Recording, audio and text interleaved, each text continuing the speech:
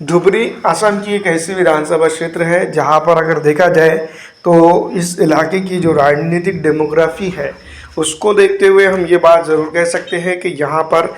भारतीय राष्ट्रीय कांग्रेस पार्टी ने जो है तो अपना प्रत्याशी नहीं उतारना चाहिए। ये इस वजह से हम कह रहे हैं क्योंकि इस इलाके के अंदर जो धुबरी के अंदर ज़्यादातर जो है तो मुस्लिम बहुल क्षेत्र है और यहाँ पर से जो राजनीतिक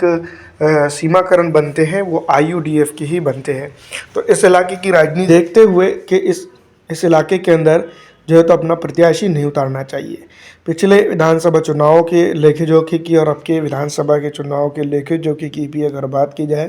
तो इस इलाके के अंदर यानी धुबरी के अंदर आईयूडीएफ जो तो फीट बैठती है। नजरुल हक की अगर बात करें तो 1,23,913 वोट उन्होंने हासिल किए थे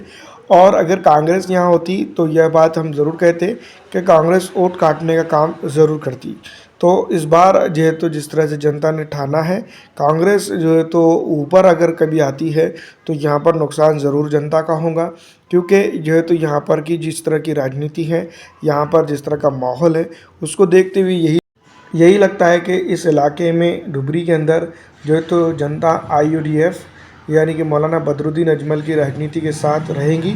और इस बार भी जो है तो माहौल उनका ही दिखाई दे रहा है। तो ऐसे में जो है तो कांग्रेस और कई अन्य दलों को सोचना चाहिए कि इस इलाके का राजनीतिक माहौल जो है तो ख़राब ना करते हुए गठबंधन करते हुए जो है तो यहाँ पर काम करना चाहिए। फ़िलहाल जिस तरह का माहौल इस इलाके में है डेवलपमेंट का और कई अन्य चीज़ों को लेकर, तो यहाँ पर आईयूडीएफ काफ़ी अच्छी मजबूत प्रणाली बनाते हुए दिखाई दे रही है। और वही अगर